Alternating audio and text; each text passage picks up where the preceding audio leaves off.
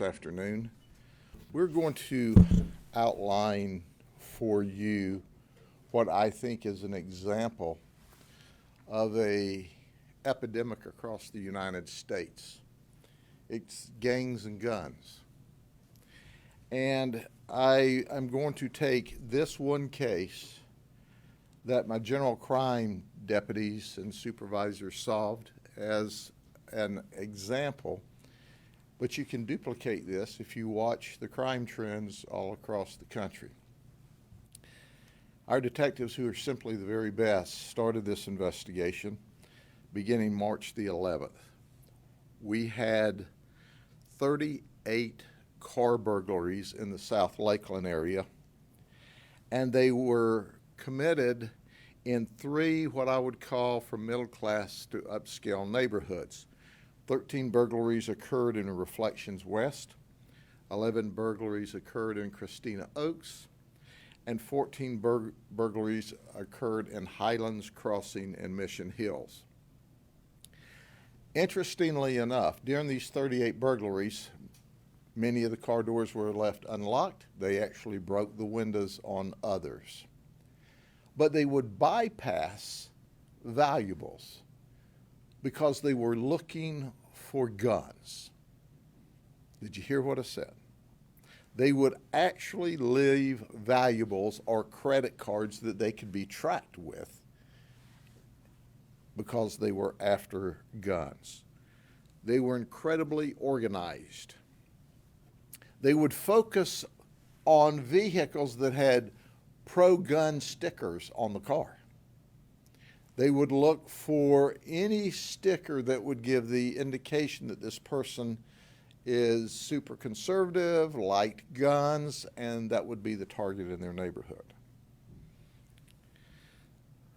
It's interesting that in addition to this, we suspect that they committed a lot of burglaries in the Bartow area.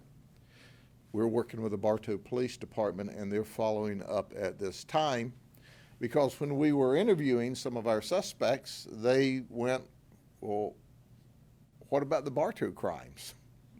And we said, well, tell us about that. And they figured out really quickly we had no idea what they were talking about, so they quit talking to us. 7 firearms were stolen. 7.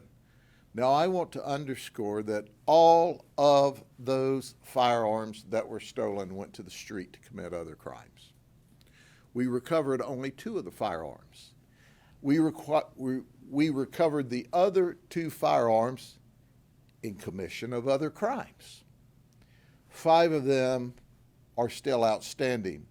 And I would suggest to you there's going to be robberies, there's going to be carjackings, there's going to be drive-by shootings by these stolen firearms because people didn't lock their cars or didn't take their guns into their homes at night. One thing that I want to point out is look at these gangbangers. This is who's walking around in your front yard after you go to bed and go to sleep at night. And because you don't lock your car or you don't take your gun in the house, they're breaking into your car, they've got your gun, and they're standing in your front yard. Now marinate on that for a second. That's what we call a problem. So at the end of the day, instead of you having the gun in your house to protect you from them, they have your gun in the yard where they can attack you.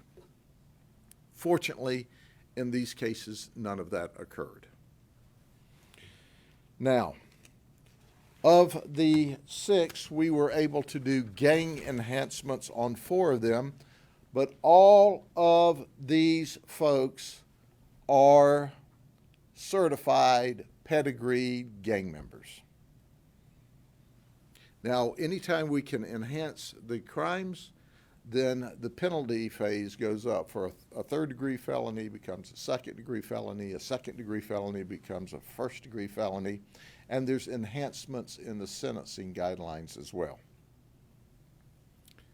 In some of the cases we worked, we found people that discovered burglaries, and instead of dialing 911, they were calling Crime Stoppers.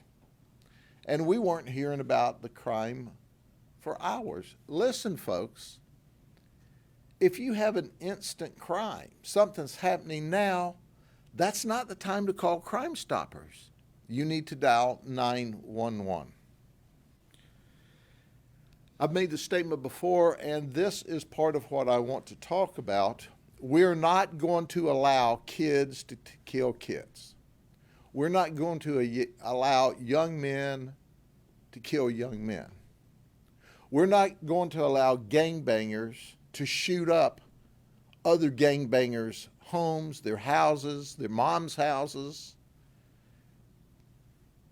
And make no mistake about it, we have a countywide, joint at the state level and the federal level, a gang task force, and we are focusing on you, gangbanger, because I would rather you be alive in prison than dead on the streets.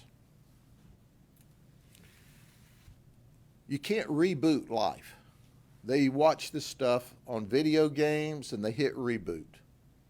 You can't reboot a life when someone's shot and killed. So, we've got a full court press on. You understand that. You like basketball, you know what a full court press is. We have a full court press on to arrest the gangbangers. So let me introduce you to some of our gangbangers. And I'll start with our field general, Kingston Pringle. Here's his picture. He was the man. He coordinated where and how they hit. He was very structured with his details.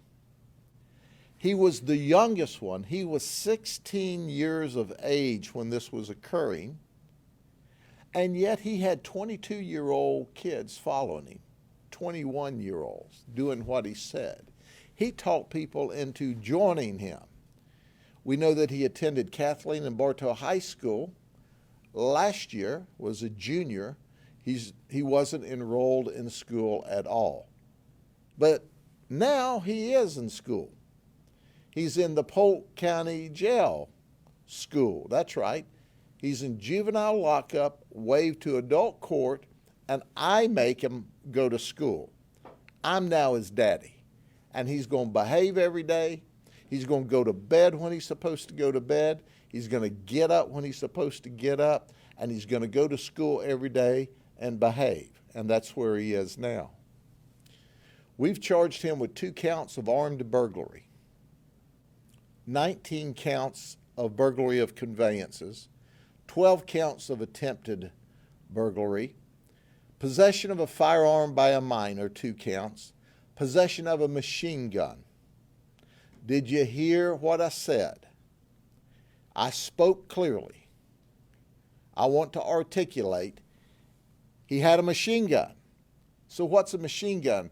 Well, they take a sear or a switch and they put it in a handgun, and all of a sudden you pull the trigger and it makes it fully automatic. We also have charged him with directing the activities of a criminal gang. He has 75 total charges when you look at the UPS charges that we put on him. The state attorney's office is working hand in glove with us. He's waived to adult court. And you think, he just looks like a kid. Here's the other picture of him. Here's the street gang Kingston Pringle. That's right. Do you know why he doesn't have any dreads? Because he heard we were after him and he cut them off. We found them in the garbage can of his house when we served the search warrant and took him into custody. He was trying to change his looks. He is a criminal mind, an organized criminal mind. He is a leader among men. It's a shame that he couldn't put that to good. But that's not all. Let me show you another look of Kingston Pringle. There he is. He will shoot you a lot. You're looking down the barrel of one gun, and you can see the hollow point projectile. You can see the two guns. That's right. That's Kingston Pringle.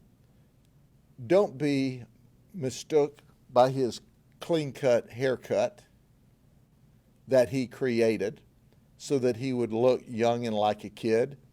He got rid of his dreads that make him look streetwise. But in addition to this, let me show you a video clip. And in this video clip, I want you to see that he's pointing a handgun at infants with a green laser on it. Watch this. Get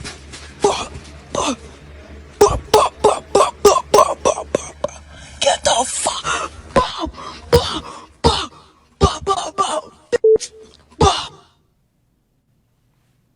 Now I want to show you that once again. Let's rewind it so I can show it to you again, because I don't want anybody to miss this. I want them to get a full understanding that he's practicing shooting people on infants in his mama's house.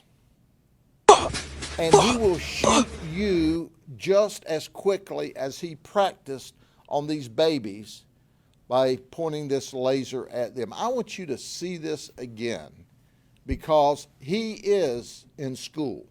He's in thug school. He's in gang school. He's in shooting school. And this is the kind of people that's going across the state and across this nation, shooting up houses and shooting up their ops, as they called their opponents. Let's look at it again.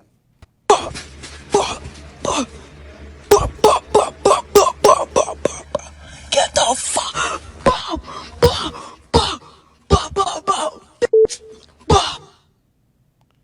Complete with an extended mag, and he turns the gun sideways just for gangster effect. And we'll provide that to you because we want you to show it. We want people to see it. We want people to know that this is what we're trying to stop. Now, I've met with our Attorney General, Ashley Moody, as well as Eric Hall, the DJJ Secretary.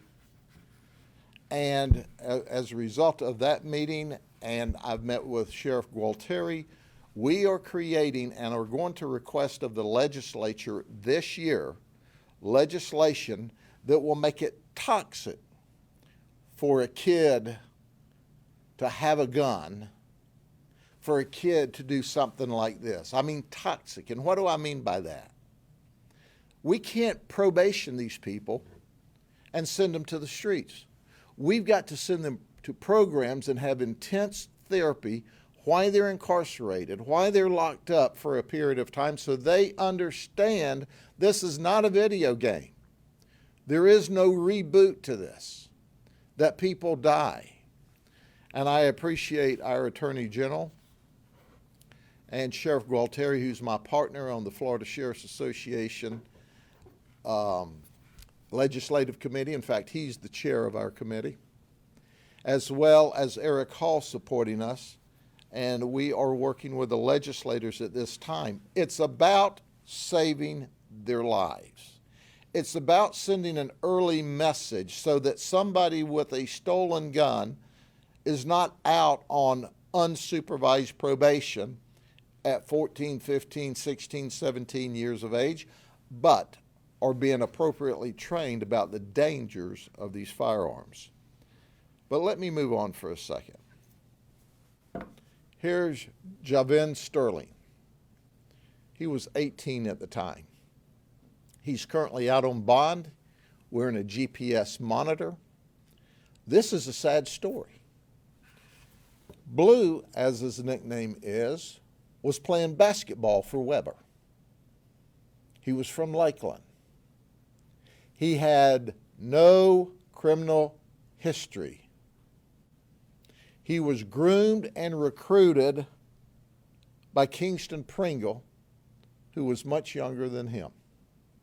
When we went to Blue's house and talked to his parents. They said, no, it's not Blue you want, it's this other kid.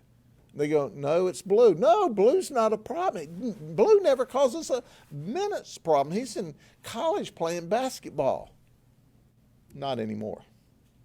He's not in the student. He's not in the school. He's not playing basketball. He's charged with 11 counts of burglary of a conveyance, 10 counts of attempted burglary, 14 counts of criminal mischief, 1 count of grand theft of a firearm, and he's got 40 total charges with his gang enhancements. That's right. Now, when we were approaching, he called Pringle for direction. Hey, the cops are here. What do I do? What do I do? Pringle says, don't tell him anything and ask for an attorney. He went from no criminal history to a long criminal history because he joined in to be cool on the street. And then there's E.T., Eldred Kellum. He's 22. We've dealt with him for years. He's 22 years of age. He's got a criminal history of 18 felony misdemeanors and 4 violations of probations, 22 events at only 22 years of age. He's been arrested for burglary, for robbery, for stolen vehicle. There's currently outstanding warrants for him in Highlands County and Okeechobee County. We've charged him with 18 counts of burglary of a conveyance, 12 counts of attempted burglary of a conveyance, 21 counts of criminal mischief, 2 counts of armed burglary, 1 count of possession of a firearm by a convicted felon. He's got 63 total gang enhancement charges and 1 directing a criminal gang. He's locked up in jail. We know he's not breaking into anyone's house at night. And I want to make something abundantly clear. While these folks are locked up, they're not breaking into your houses. They're not shooting up kids. They're not shooting up other houses. They're not committing other crimes. And that's where we need to have them. In juvenile, we need to have programs where we can make sure we get to them early on and try to straighten their life out before they end up in prison for a very long time. And these folks are going to prison for a very long time. And then there's Taurine Summerall. He's 22. He's called Flea. He was arrested by the Bartow Police Department. He's the fence. He was selling the handguns on the street. He told us he normally gets about $300 for a handgun on the street. We charged him with possession of a firearm by a felon, grand theft, directing criminal activity, possession of fentanyl, MDMA. He also got gang enhancement. Of course, he's unemployed other than street crimes. Now, think about this. He bonded on those charges. You follow what I'm saying? He bonded. So he's facing some really significant charges. Did I tell you he was arrested again for robbery while he's out on bond? Look, these folks aren't going to change. They're criminals. They're active, violent criminals. He's out on bond from all of these charges, and he's committing a robbery. I've not finished telling you about old Flea here. Here's Flea's social media. We do homicides and burglarize. That's part of this. We do homicides and burglarize, and I think Taurine said it all. That's what they do. Homicide and burglarize. And then there's DeAndre Guilford. Draco, he was arrested by the Bartow Police Department. Of course, he doesn't have a traditional job. He's a street criminal. He's been arrested for carrying a concealed firearm. That was stolen from Reflections. There's currently an open warrant for him because, see, he bonded out and he violated his pretrial conditions. Think about this. He made bond and he's out on the street right now, and we're looking for him again because he violated his pretrial conditions. Do they pay attention to the criminal justice system? If you don't lock them up, if you let them go, they don't care about the charges against them. He's running the streets, and I'll promise you, if I got legs in my pants today, he's out committing crime. There ain't no doubt about it. We got to find him. Call Crime Stoppers. Text Crime Stoppers. You can make cash, and we'll put him back in jail, and then we'll keep him where he needs to be. That's what it's important to understand. You can't look at hardcore gangbangers and burglars. As they say, we murderize and burglarize. You can't look at them and think, well, that's just a normal young person. No, it's not. They're hardcore criminals, and they commit crime every opportunity they get. Then there's Eric Denson. He's 18. He was a driver. We charged him with all of these charges. The state attorney's office could not get past probable cause and no bill them. But I want to tell you something, okay? When we went to arrest him on these charges that were ultimately no billed, and our detectives stopped him and arrested him, we didn't know at that point that he just shot up a house. And it happened in the city of Lakeland. The city of Lakeland subsequently has charged him with 1 count of shooting into an occupied dwelling and 3 counts of attempted first-degree murder. Our detectives risked their lives, didn't realize they were at additional risk because he had just shot up a house before we stopped him on these other charges that were ultimately dropped. So while he's in jail, we find out that he's made a shank in jail. So we've charged him with introducing contraband. We also have worked with the state attorney's office, and we're able to re-up some charges. So we've charged him now with carrying a concealed firearm, possession of marijuana, you know, that low-level nonviolent drug everybody wants to tell you about, and possession of drug paraphernalia. Folks, he was 18 years of age. He's facing 3 counts of attempted first-degree murder. Now, law enforcement officers stand in the gap between good and evil. This is evil. These are gangsters. These folks are shooting up the opposing gangs. They're intimidating the gangs. But they're coming into your neighborhoods to steal the guns out of your cars that you won't take inside at night.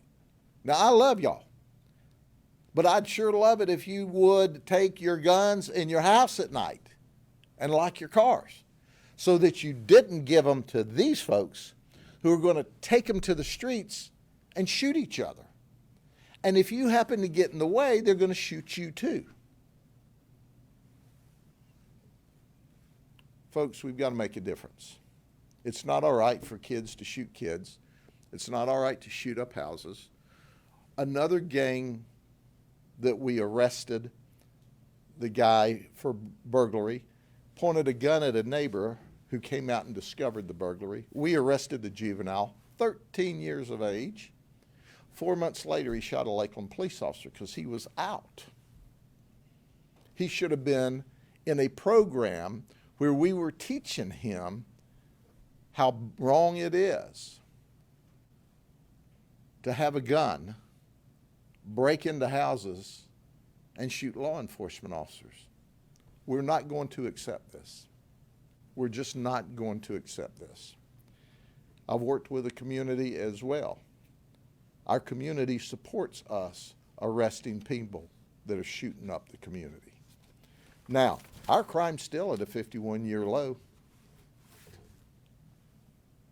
But I'm telling you, there is a gang war, an episodic gang war that occurs on the streets across this country today. And if we don't figure out how to get a grip on it, young men and women are going to die who shouldn't. I applaud my detectives who did their part. The state attorney's going to do their part, and we need the community to do their part. Okay? Any questions? What have the results been since the launch of the gang task force? Yeah, we've had the gang task force in effect probably 6 or 8 months, and I would tell you that we've seen a reduction in drive-bys. We have seen a lot more people go to jail, but I'll give you an example. The gang task force was maybe their second or third week in. We were doing high fives. In 1 week, we had taken 2 stolen guns off of the street from the gangsters. So on Friday afternoon, we're high-fiving. On Saturday night, another gang broke into one neighborhood and stole 4 guns. So they stole 2 more than we were able to take off the street. So at the end of the day, it's until we send a message, and we're sending that message. We've got a lot of people locked up that were running the streets. But the data, we've got to give the data, we've got to have enough data to compare it to last year. And we will do that, and I'll be talking about that too. But I applaud all the police departments, FDLE, U.S. Attorney General, and certainly Brian Haas, our state attorney, who I consider just the best in the business, for all of their cooperation. We're going to keep people safe. We're going to keep the kids safe, and we're not going to let people steal stuff. But you got to give brother a hand here. Take your gun in the house, please, at night. Sheriff, I have 2 questions. One is, how does someone who's 4'9" and 100 pounds and a minor have the ability and the wherewithal to direct actual men into lives of crime? He's a natural leader. Unfortunately, he's leading for bad. He's got charisma. He's got personality. I'm certain they would follow him any place to do anything. I just thank the good Lord he didn't ask them to go out and kill someone, because he's the youngest of the group. He's the most organized of the group. He's intelligent. He's a dyed-in-the-wool criminal mind.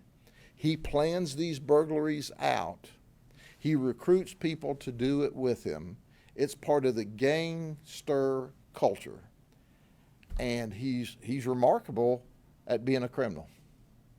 Okay, I have 3 questions. One, the next one is, how, only 2 more. How big is this gang that they're a part, without saying their name and all that, just how many people are part of this gang that you're talking about? Understand that gangs they flow back and forth, okay? This gang we think has about 10 or 15 in it. But they may stop this gang and join up with this gang over here. So it is a constant chess game to figure out what gang they're a member of. And understand, I don't want people going, oh my gosh, what's going on in Polk County? We're arresting them. We got this thing as much under control as anybody can with a set of rules and laws we currently have. But they're shooting up and you take the big cities, they're shooting every night. They're shooting houses someplace in this state and across this nation by the hundreds every night.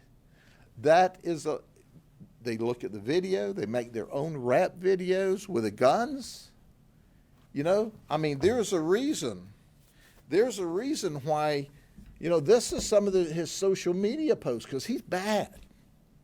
He's bad and he's got gangs. That's why he does these videos here. It is cool to be a gangster and shoot the ops. And that's their quote, not mine. It can't be cool anymore. And then just thirdly, what is his legal future? He's a minor. What is he going to face? What programs is he going to be in? And how much time can he serve right now? He jumped through the juvenile system. He is far more dangerous than the juvenile system is equipped to handle him. He committed real man's crimes, violent man's crimes. He's going to get a real man sentence. He charged as an adult. Charged as adult. he, package him up, put a stamp on him. If he's convicted and he has a right to a jury trial, if and when he's convicted, we're putting a stamp on him and he's going to Florida State Prison. Did his mom know about these videos or anything? I mean, is she aware of this? I don't know. But I can tell you, it's not uncommon that the parents are totally out of the picture. Two, they don't look at their gang stuff. Or three, some of them hide it from their parents. We deal with some parents who are really, really concerned. When we started this gang task force originally, we went around and knocked on the doors of the parents or the guardians and told them, hey, you keep your kid at home, you get guns away from them, don't let them have guns, or we're going to lock them up to keep them alive. We had some people shut the door in our face. We had some people go, I'm doing the best I can, but he's 16 years old. He guns and runs, and I can't do anything with him. We had one parent say, thank God, if you arrest him, he'll be alive and safe in jail, and my boy's going to be dead if he stays on the streets. Sheriff, you want the gun owners of Polk County to bring their guns inside at the end of the day? I want the gun owners across the United States to bring the guns inside. This is not a Polk County alone event. This is a nationwide gun event.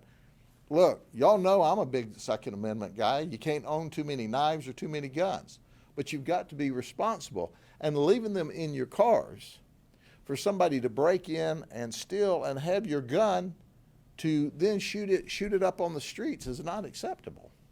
Do the people who leave their guns outside, are they cited for improper storage? Is there It's anything not like against, that? it is not a criminal violation.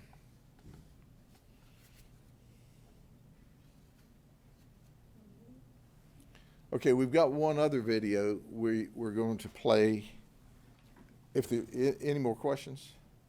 I want everybody to see it. Now, I want you to think this is your nice house, and you're in bed sleeping, watching the sheep, dreaming, oh, I got this wonderful wife laying beside me, and my girlfriend doesn't know it. And this is what's happening in your front yard. This is what's happening in your front yard.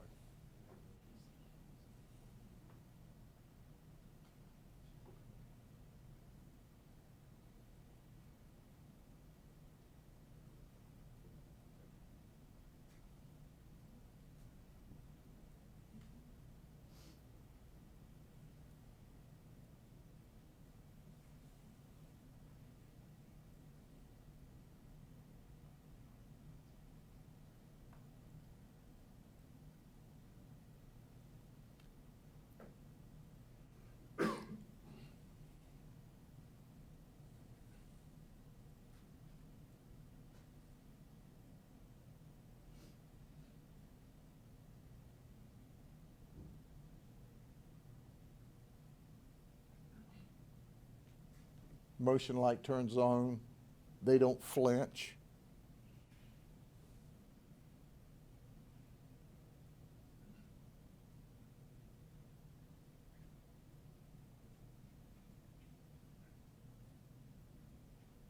Some of you leave the key fob in your car, so they'll just fire up your car and take that.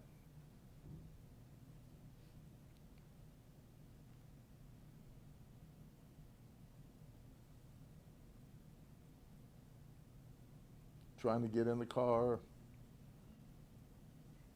Motion light comes on.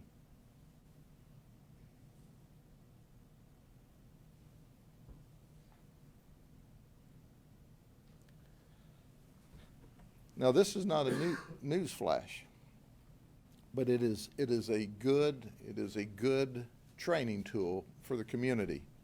If you're coming home tonight and it's 11, 12, 1, 2 o'clock in the morning, and you see kids meandering around in the neighborhoods, that's a clue. That's a clue. There's ordinances that say if you're a juvenile, you can't be out late at night. Call us. And if they're just kids meandering around in the neighborhood, no harm, no foul. We'll scoop them up, take them home to mama and daddy and say, do you know where your child is? But this is the people that are wandering around like they own the neighborhoods, and they're breaking into houses. And they're looking out while others break into the houses. Did you see them even flinch when the motion light came on? They're experts. It ain't their first rodeo. But gotta help. Anything else? Y'all have a great weekend. Please put this out and help us fight crime.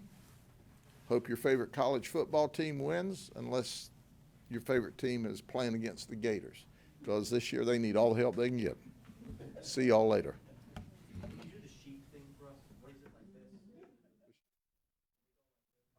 like this? You see, at night, when you're having trouble sleeping, you count sheep, right? Jumping over the fence. When I have trouble sleeping at night, I count criminals going in the county jail. Yes, sir. Yeah. See y'all later.